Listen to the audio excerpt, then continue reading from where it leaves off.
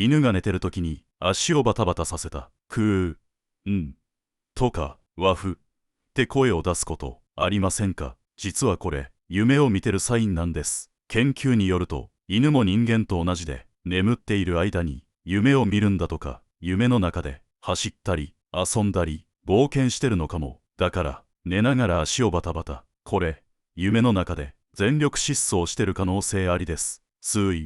大丈夫って起こしたくなるけど、そっと見守ってあげるのがベスト。今日もワンコは夢の中で大忙しです。